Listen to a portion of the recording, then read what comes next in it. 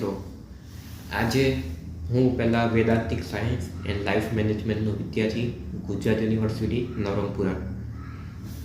આજે અમારા કોર્સમાં એક વિષય આવે છે કે જે લગભગ આજથી 5000 વર્ષ પહેલાં માગસર સુદ એકાદશીના દિવસે કુરુક્ષેત્રના રણ મેદાનમાં શ્રી કૃષ્ણના મુખમાંથી નીકળ્યું હતું.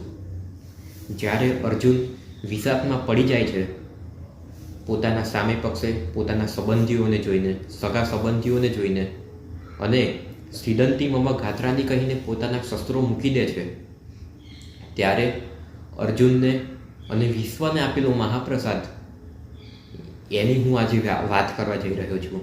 હાજી, આટલું મહાન ગ્રંથ અમારા અભ્યાસક્રમમાં આવે છે. તેનું નામ છે શ્રીમદ ભગવદ્ ગીતા.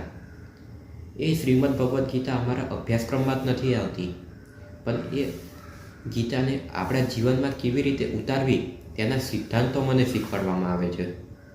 અત્યારે ફક્ત ગીતાને ભણાઈ તો દીધી, શ્લોકો સમજાઈ તો દીધા, પણ એ શ્લોકોને આપણા જીવન સાથે કેવી રીતે સંલગ્ન કરવા તે કોઈ સમજાવતું નથી. તે અમને ભણાવવામાં આવે છે. કહેવાય છે ને, શબ્દ ખોડોને સહિતા નીકળે, શબ્દ ખોડોને સહિતા નીકળે, એક કૂવો ખોદોને સરિતા નીકળે. આ નદી જ ધરતી છે મહાભારતની, આ નદી જ ધરતી છે ભારતમાંની, મહાભારત વાવો ને ગીતા નીકળે. ગીતા કહે છે, કિનારોं से टकराते हैं उसे तूफान कहते हैं, किनारों से टकराते हैं उसे तूफान कहते हैं, और जो तूफानों से टकराते हैं उसे युवान कहते हैं.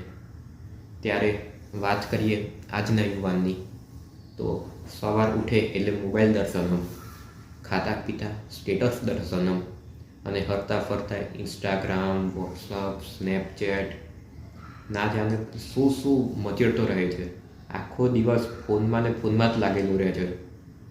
લગ્નોમાં લહેરાતો અને વ્યસનોમાં સંપડાતો આજનો યુવાન, અને એ યુવાનને ગીતાના વિચારો મળતા તે ચરકારતો જોવા મળે છે. એ ચરકારતો જોવા મળે છે. આજે વાત કરીએ તો પરીક્ષા પહેલાં જ લોકો પરિણામથી ડરતા હોય છે કે પેપર કેવું આવશે, શું મને પેપરમાં આવડશે, પેપર વખતે મને યાદ આવશે કે નહીં, એ પેપરનું રિઝલ્ટ મારું કેવું આવશે, જો મારું સારું રિઝલ્ટ ના આવ્યું તો. ત્યારે ગીતા કહે છે, કર્મણ્યેવાધિકારસ્તે મા ફલેષુ કદાચન. ભક્ત, તું ખાલી કર્મ જ કર, ફળની ચિંતા ના કર. આ વાક્ય સાંભળીને પરીક્ષાની ચિંતા કર્યા વગર આપને મહેનત કરવાનું મન થાય. એમને થોડું કહેવાય છે, કિનારો बात ही बात में विश्वास बदल जाता है, रात ही रात में इतिहास बदल जाता है. बात ही बात में विश्वास बदल जाता है, रात ही रात में इतिहास बदल जाता है. तू मुसीबतों से मत घबरा मेरे यारा, जब गीता का साथ है तो धरा तो क्या आसमां भी बदल जाता है. जब गीता का साथ है तो धरा तो क्या आसमां भी बदल जाता है. મિત્રો, શ્રીમદ ભગવદ્ ગીતા કહે છે કે આત્મા અને શરીર બેઉ જુદા જુદા છે. આજે લોકો ખાલી બાહ્ય દેખાવા પર જ ધ્યાન આપે છે અને બાહ્ય દેખાડા પરથી જ માણસની કિંમત કરતા હોય છે. આજે ઉચ્ચ નીચ, જ્ઞાતિ અજ્ઞાતિની કેટલા ભેદો ચાલે છે. ત્યારે ગીતા કહે છે કે આત્મા અને શરીર અલગ અલગ છે. તું એ તારું શરીર છે અને તારી અસલી પહેચાન તારી આત્મા છે. શરીરને શુદ્ધ કરવાની જરૂર નથી, પણ આત્માને શુદ્ધ કરવાની જરૂર છે. આજે કશુંક વાગ્યું હોય તો અરે રે મને વાગી ગયું, અરે બહુ દુઃખ છે. એની જગ્યાએ ગીતા કહે છે, તને નથી વાગ્યું, તારા શરીરને વાગ્યું છે. આવા જ પ્રખર ગીતાના વિચારો અમારા જીવનમાં આવ્યા અને જીવન જીવવાની દ્રષ્ટિ બદલાઈ ગઈ.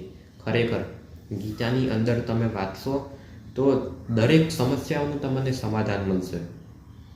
ગીતા કહે છે કે શિક્ષણ એ માત્ર માહિતી નથી પણ જ્ઞાન છે.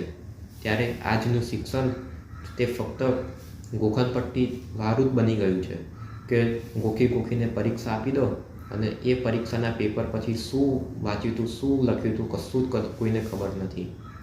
ત્યારે ગીતા કહે છે કે અસલી જ્ઞાન એ નથી કે જે પરીક્ષા પૂરતું જ સીમિત રહે, પણ અસલી જ્ઞાન તો એ છે કે પરીક્ષા પછી તે જીવનકાળ સુધી આપણી સાથે રહે. અંતમાં એટલું જ કહીશ કે શું છે શ્રીમદ ભગવદ્ ગીતા?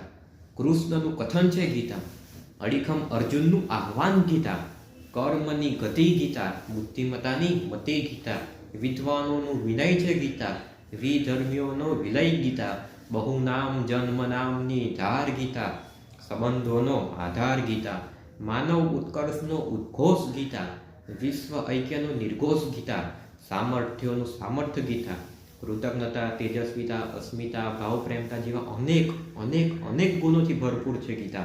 જે માનવીને માનવી બનાવે તે છે શ્રીમદ ભગવદ્ ગીતા. તમે પણ ગીતા વાંચજો, સમજજો, ખરેખર બહુ મજા આવશે. જય હિન્દ, જય ભારત.